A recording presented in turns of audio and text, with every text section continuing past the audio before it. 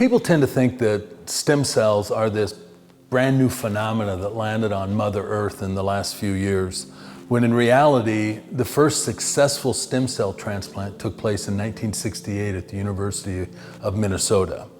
By the 1980s, scientists had discovered stem cells in our own adipose tissue, our own fat. And within several years, they discovered it in every tissue in our body. New technologies showed great advancement in the use of autologous cells, or in other words, stem cells from our own bodies, but they consistently had the same drawback of being dependent on the patient's age and their health. As new technologies came into place, such as amniotic fluid, they worked very well, although science later showed that there are little, if any, stem cells actually in amniotic fluid.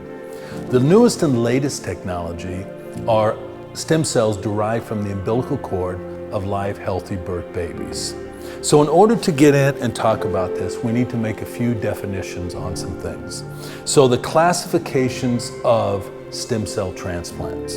You have an autograft or autologous cells, which are basically taken from your body, put back into your body. You have an allograft, similar to what was done in 1968, which is taken from another individual and put into your body. And you have a xenograft, which would be taken from another species and put into your body. That was done many years ago when the new heart valves came out, before they had mechanical valves, so they would use a valve from a pig and put it into a human. So stem cells themselves have basically two minimum qualities. Number one, the cells are renewable. This means that they undergo mitosis every 28 hours for approximately 65 generations. If you do that math, if you get a stem cell therapy, those cells are going to duplicate every day for approximately 76 days. The second minimum quality of a stem cell is their potency. Potency, as defined in the stem cell world, is the ability to differentiate into any different cell in the body. So how do they actually work? A lot of people think that it's just the stem cells are injected in the body and somehow magically they get to where they need to go. That's not the case. When the stem cells are injected into the body, they are attracted by paracrine signaling. Now, paracrine signaling is a chemical signal that's given off by damaged cells, and stem cells are attracted to that. So the stem cells will come up to this damaged cell, attach itself to a blood vessel next to the damaged cell, and then become what's called a periocyte. And from that point, it will give trophic and nutritional support to that cell that's next to it. Another capacity or capability of the stem cell is their immunomodulatory function. Immunomodulatory is important, especially in autoimmune disorders. In about 80% of your autoimmune disorders, the T1 or pro-inflammatory cells are significantly elevated, while your T2 anti-inflammatory cells are in the basement and they're not functioning correctly. And stem cells have a great effect on that. Another major property is anti-inflammatory. Whenever we have musculoskeletal trauma, the body will release inflammatory molecules such as interleukin 1, 2, and 12, tumor necrosis factor alpha, interferon gamma, and all of these are initiated by these pro-inflammatory T1 helper cells. What stem cells do in response to that is an anti-inflammatory response with multiple proteins and immunomodulatory cytokines, including prostaglandin E2, tissue growth factor beta 2, hepatocyte growth factor, nitric oxide, interleukin 4, 6, and 10, and many, many, many more, which are the anti-inflammatory effects or the T2 helper cells. Another property of stem cells is anti-apoptotic. Now, apoptosis means programmed cell death. Actually, it literally means cell suicide. When you have a cell that's either old or damaged, it will burst its cell wall and spit the DNA and commit suicide. New cells are produced afterwards. Take, for example, somebody who's had a stroke.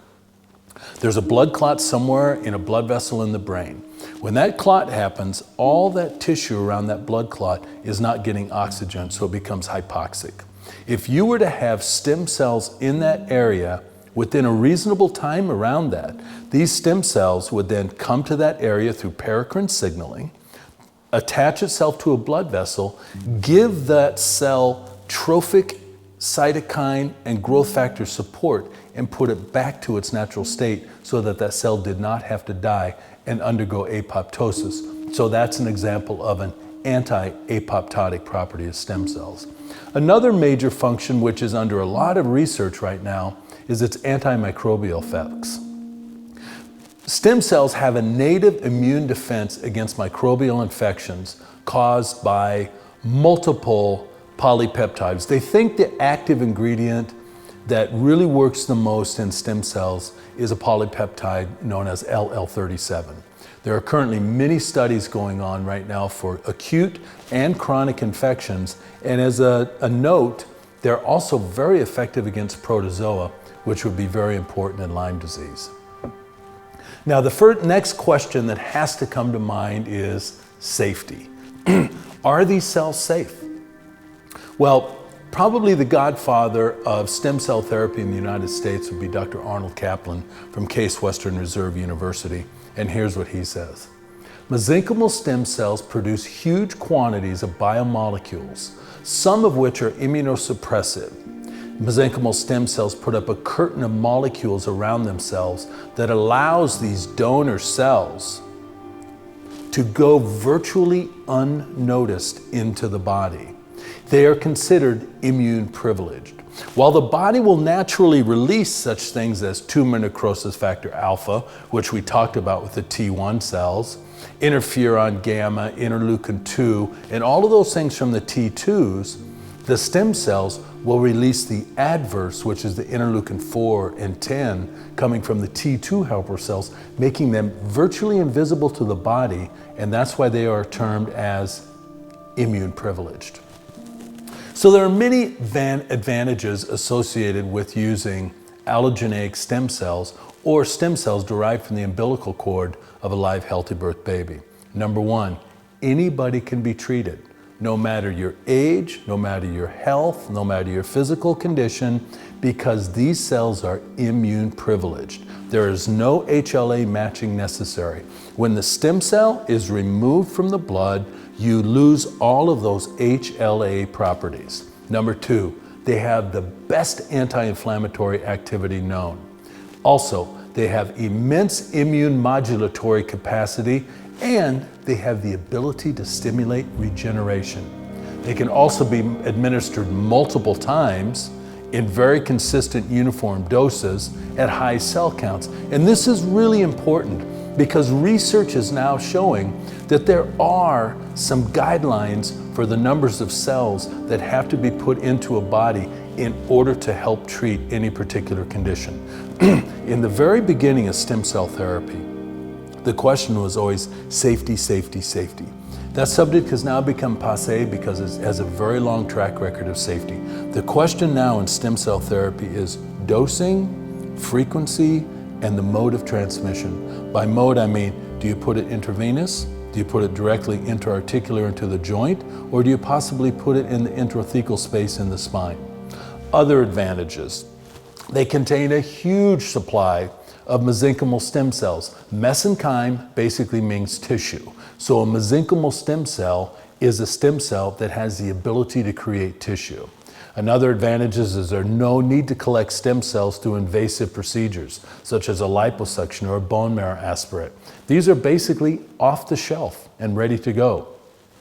It's also important to note these cells have the ability to proliferate and differentiate more effective than other types of stem cells, and therefore they are considered to be more potent. And remember, potent in the world of stem cells means the ability to differentiate. If you were to look right now at a website called clinicaltrials.gov, you would see that there are more than 4,000 clinical studies going on throughout the world right now on stem cells. So stem cell regulation, a lot of people want to know, is it FDA, who controls it, what's the controlling that's going on? Here's the basis. Allogeneic stem cells from umbilical cord blood is regulated by the American Association of Tissue Banks. which means that all the cells are vigorously tested for disease according to tissue bank regulations. You are not allowed to expand these cells in your laboratory. What that means, remember we talked about the fact that these cells duplicate every 28 hours. Well, as a laboratory, you are not allowed to duplicate these cells. And then our stem cell, it's simple because they can be shipped very simply, either in a dry ice or in a nutrient bait process. The FDA recently does have some guidelines associated with stem cells, and it's fairly simple.